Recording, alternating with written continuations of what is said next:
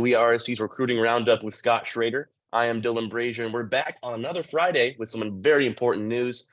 Interior offensive lineman Emmanuel Pregnon just transferred from University of Wyoming to University of Southern California. And like we said in previous episodes, we were going to get more bodies in the O-line depth. Scott, what characteristics does Emmanuel Pregnon bring to the team?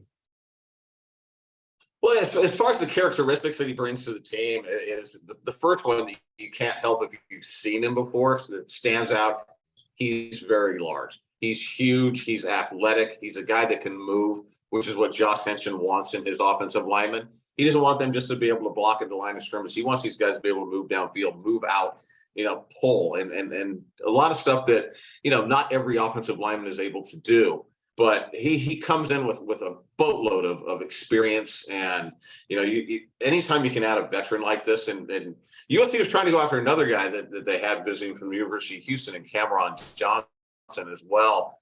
He's another very talented. He was an all-conference guard at Houston. But if you looked at just the offers that these two guys had gotten as soon as they entered the transfer portal, the offer list for Emmanuel Pregnon was like very, very impressive. And this is nothing to take away from Cameron Johnson, but that kind of speaks loudly when those offers are sitting there and you're able to see the schools that are pursuing them. So this was a very, very big, again, like you said, it was offensive line depth that they want to add. And I think they're probably done now with the offensive line, unless they're able to find a tackle that might enter the portal. So I think right now the focus is going to be on defensive linemen, maybe a linebacker, a cornerback, maybe something else to fortify the defense. And you never know, somebody comes in, enters the portal that's a big time wide receiver. You never know. They could have somebody like that too, but big addition for sure. Of course. And then, we saw a spring game with our current O-line. Not like to name drop anyone, but how do you think Pregnon is going to replace anyone in the O-line, or come in, take someone's job, or what? Well, I think that you don't bring guys like this in to be backups. Of course. So, I'm not going to say he's coming in to replace. I'm not going to drop a name, but it is what it is, right? These guys, it was like last year, you kind of knew when Bobby Hastings came into that he was going to be a guy that was going to probably play. Haskins, not Hastings. And I think the similar situation is here. And so I think he'll be we'll say battling it out with Gino Quinones, because that was kind of the starting guard that maybe wasn't the most firmly in place, because Jarrett Kingston is not going to be moving from his guard position unless it's a tackle. But so I think the O-line was pretty much shored up except for that one guard position. So I think that we probably would look to see Pregnon as one of the starting guards for sure. So there have been more updates regarding 2024 recruiting class and their June visits, Scott. Yeah, this week we'll be doing this every week too. Is we'll update you guys every week all the way until we get to the June official visit season. There will be some official visits that will be happening, especially with transfers prior to June. The 19th through the 21st, in fact, there'll be a running back from Arizona, four-star running back Christian Clark, that will be visiting it in May. So right now, we've kind of gone over the list, but I will kind of talk about the names, not talk about them so much, but mention the names of the guys that are visiting. But the guys that were added this week, there were a couple guys that were added for the June 2nd through the 4th weekend. It was Caleb Redd, a 3-star edge from St. Louis, Missouri, and Isaiah Garcia, an extremely talented offensive lineman from Utah, a 4-star guy, top 150, top 200 guy. He is also going to be coming in for his official visit during the June 2nd weekend, and will be joining Jordan Johnson-Rubel from IMG Academy, Dakota Fields from Gardena Sarah High School, Xavier Brown from Mater Dei. He's a highly ranked 4-star cornerback and one of the top running backs in the nation. In fact, we have him ranked number 2, and on 3 is Taylor Tatum from Longview, Texas. He'll be coming in for that June 2nd. And then kind of like the marquee name for USC fans, especially those in Southern California that will be coming in that weekend, will be Kingston Viliamu Asa, a 4-star linebacker from St. John Bosco. The others, I'm not sure if Darian Mayo had been added to the list when we did this last week, but he's a linebacker from Good Counsel in Maryland, and he was added to the June 16th visit weekend. But the one name that was added yesterday to the list was four-star St. John Bosco cornerback Marcellus Williams. And Marcellus's brother is Max Williams, who everybody knows is USC's nickelback or deep safety. So the other guys that are visiting that weekend are Brian Jackson. This is the 16th through the 19th of June. Running back from McKinney, Texas. He committed to USC last week. Xavier Jordan, wide receiver from Sierra Canyon. And five-star wide receiver Mike Matthews from Parkview High School in Lilburn, Georgia. So there's already about 16, 17 guys that are set for official visits. There are a few other guys. Elijah Brown, quarterback from Mater Dei, said he will be visiting USC probably the third week in June.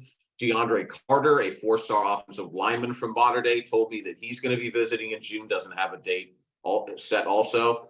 And then there are a couple from St. John Bosco and trying to remember who I was talking to that made their visits. Trying to think who I was talking to. There was one visit that I was talking to. Oh, yeah, it was Jason Mitchell. Jason Mitchell, four-star safety from the transfer from Gardena Serra to St. John Bosco. In fact, we had our first chance to see him yesterday at practice. So he is the other one that said he'll be visiting. I wasn't sure if it was going to be in June or if it would be sometime during the season. So there's been some additions, and this will be happening every week. Okay, so last week we just got Bear Alexander, and apparently there are some family ties back at Georgia. Defensive back Marcus Washington might be making a splash at USC, Scott. Yeah, there's a couple of cornerbacks that we're often asked, are there any spots that USC has left to fill? And they've been showing interest in a couple of cornerbacks, and one is Traquan Fagans from the University of Alabama. And then there's another kid that I just hit up today, Marcus Washington from the University of Georgia. He also entered the transfer portal last week. He said USC is an option for him as well. There was a visit date that had been thrown around with Fagans for May 5th. That's not a firm visit date yet, and I'm hoping to find out more on Marcus Washington, whether there might be some visit plans in the cards for him as well. But that's about all we have with those guys. But there's definitely some interest in potentially adding another defensive back. For sure. And I know the Alabama cornerback was a redshirt last year, didn't get any playing time. Is the same for Washington? Yeah, both redshirted. Gotcha. I believe Washington may have played in one game. So as of April 15th, some USC coaches are going on a national tour, traveling to different high schools, determining which players to offer and what to not. Scott, what do you have to say regarding what they're looking for? Yeah, there's a lot that goes into this period in time where you do have, Lincoln Riley called this now with the early signing period that comes in December, because coaches can go out on the road and visit again later in the year. But right now they're confined to April 15th to the end of May, where they can go around, they can be on high school campuses, visiting high school players. They have, I don't know what the total amount of visits they get, but there's a lot that goes in to figure out where they're going to go. And the way that Lincoln Riley put it to me a couple of days ago when we had a chance to talk about this topic is that, oftentimes they've identified the guys they're recruiting in the current recruiting class, which is the class of 2024. So in those cases, they're basically showing up on high school campuses just to let those guys know how important of a prospect they are. You were important enough for me, USC football coach, to come on campus today and come check on you. And then there's the younger guys, which is actually the bigger value as far as going forward with the program. Because again, a lot of these current recruiting, from the guys from the current recruiting class, they've already visited 1, 2, 3, 4 times. They're already set for official visits. There's a relationship that's been going on with some of these guys for more than 2 years. But now you have the younger guys you're trying to identify, and that's where a lot of the value comes in from these coaches hitting the road. And you see it, the results, by a lot of new offers that we've been seeing for the class of 2025. There's probably been about 10 to 12 offers just in the last couple of days to the class of 2025, and I believe there's even been one for the class of 2026. So there's a lot that goes into this time of year. And if it's Lincoln Riley was talking about how each time a coach shows up on a high school campus, that counts as a day. So USC could send a coach out and they only visit one high school that day. That counts as like one of the visits you had for this particular school. So what they try and do, like they had on Monday, they had two coaches go out to St. John Bosco, Alex Grinch and I believe Brian Odom, the linebackers coach, were at St. John Bosco at the same time on Monday, which was St. John Bosco's first spring practice. And I believe this was the first time in many, many years, probably like 8+ years since I've been spending a lot of time at St. John Bosco, that USC had coaches at St. John Bosco day one. So that's a good step in trying to mend the fences there, so to speak. But yeah, there's a lot that goes on. So you can imagine when you're limited to a certain amount of days and you have all these prospects you have to go see, you're trying to identify new prospects, see them in person for the first time. Because a lot of times scholarship offers don't go out until these coaches are able to put their eyeballs on kids, verify the height and weight and all that kind of stuff. Maybe get an idea of what their character is. So we will be busy covering this aspect of the recruiting process throughout the rest of from now until the end of May. So there'll be a lot to talk about, and we'll be rehashing this topic every week on our show as well. Of course. Okay, so I understand that there are some class of 23 recruits that are going to come in June. Elijah Hughes, Braylon Shelby. Scott, what do they bring to the team, and can they even earn some playing time? Yeah, there's still we've kind of moved on to the class of 2024. We talk about recruiting, but if we're talking about the USC roster and the recruits that they're still bringing in, there are several guys that are still remaining to enroll in June, and two of those guys are Friendswood, Texas edge, Braylon Shelby, and Arlington, Virginia, Washington, D.C. area. Defensive lineman, real versatile guy, Elijah Hughes. And this was another topic that I brought up with Lincoln Riley on Monday. And I'm going to read what he had to say, because if I was going to paraphrase it probably wouldn't maybe offer as much. But I asked Riley if these are guys that could come in and earn some playing time, but like Sam Green did, meet or exceed expectations.